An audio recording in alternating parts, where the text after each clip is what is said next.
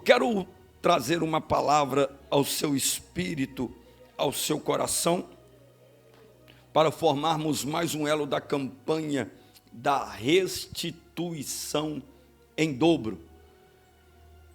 Lá em Gênesis capítulo 1, versículo 2, diz assim o texto sagrado: a terra era sem forma e vazia. Você pode ler comigo?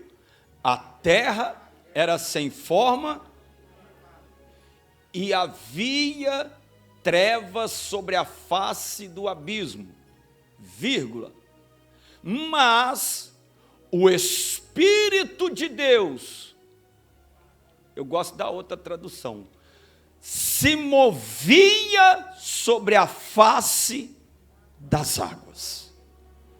O que é que o Espírito de Deus estava fazendo num lugar sem forma, num lugar vazio e num lugar dominado pelas trevas?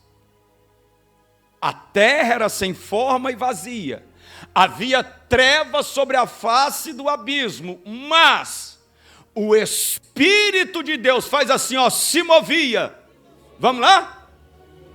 Sobre a face das águas. E eu, irmão, nós já lemos esse versículo aqui, eu, você, a igreja, 1 milhão de vezes. E eu fiquei pensando, o que o Espírito de Deus está fazendo num lugar sem forma, vazio e escuro? Aí a resposta está no versículo 3. E disse Deus, leia comigo, vamos lá, 1, 2, 3, e disse Deus, haja luz e houve luz. Quando eu li isso aqui, eu entendi o segredo. O que é que o Espírito Santo estava fazendo sobre a face das águas, num lugar vazio, sem forma e escuro? Ou seja, o Espírito Santo estava em movimento. O Espírito Santo ele estava em movimento e ele estava preparando o ambiente para aquilo que Deus ia fazer. Deixa o Espírito de Deus movimentar você nesta manhã, deixa o Espírito Santo mexer com você nesta manhã, porque Ele está preparando você para aquilo que Deus quer operar na tua vida. Fala para o seu irmão, deixa Deus mover. Ou seja, preste atenção que eu vou ser rápido. Quando você deixa o Espírito de Deus mover em você, quando você dá liberdade para Ele movimentar você, ou seja, para Ele te guiar, para Ele te inspirar, para Ele te conduzir, para que o Espírito de Deus Ele venha direcionar você, a palavra que é liberada sobre a sua vida, ela surte o efeito para o qual foi determinada. Está compreendendo? Depois do movimento do Espírito, disse Deus, haja luz e houve luz. Depois do movimento do Espírito, nós profetizamos, haja cura e há cura no meio da igreja. Depois do movimento, nós profetizamos salvação e há salvação no meio da igreja. Depois do movimento, nós profetizamos libertação e há libertação na vida daquele que crê. Por quê, queridos? Porque a palavra de Deus, a palavra de quem? Ela é criadora. Ela traz à existência o que não existe. A palavra de Deus, nós entendemos que através da palavra dele, os céus, a terra, o mundo foi criado. A palavra de Deus, ela tem um papel fundamental na vida do crente. Tem crente aí? Por isso que o nosso Abraão nos motiva diariamente. Leia a palavra, se alimente da palavra, né? Dá o plano de leitura para todo mundo estar o quê? Conectado, envolvido na palavra. Nós devemos, como cristão, ansiar por ouvir a palavra.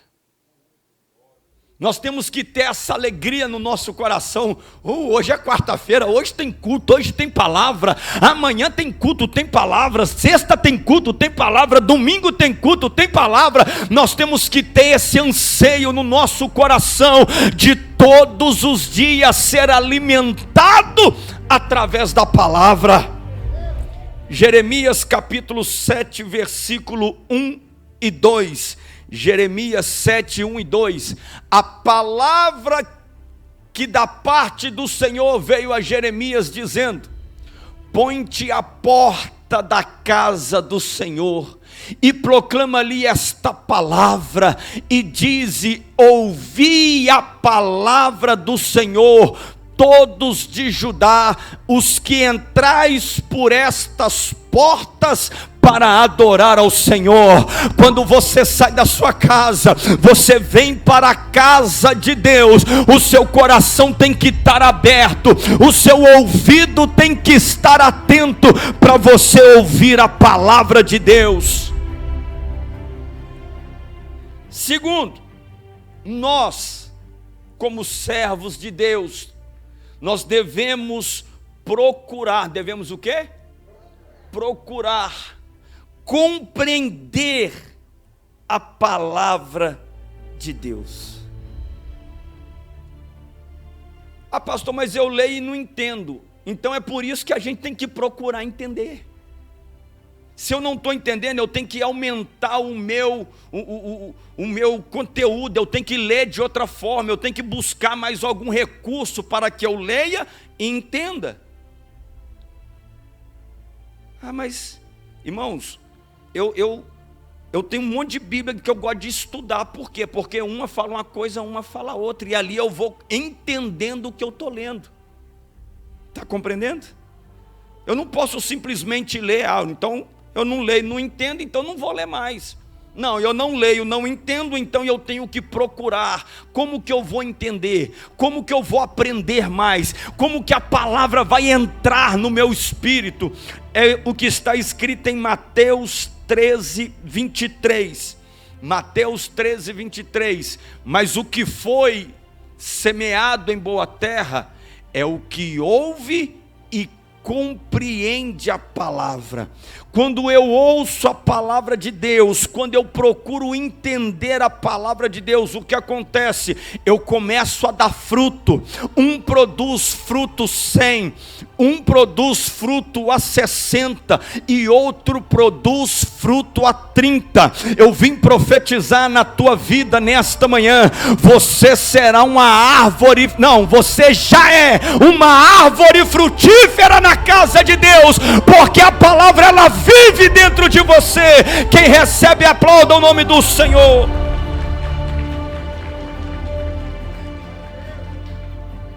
E nós, como servos de Deus, devemos aceitar. Devemos o quê?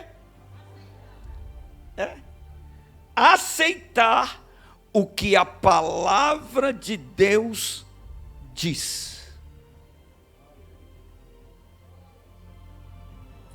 Nós não temos o dever de questionar a palavra, de duvidar da palavra, se nós cremos que Deus é o Todo-Poderoso, o Criador dos céus e da terra, que fez que fez tudo através do poder da sua palavra. Nós temos que aceitar o que a palavra de Deus diz e devemos confiar nessa palavra.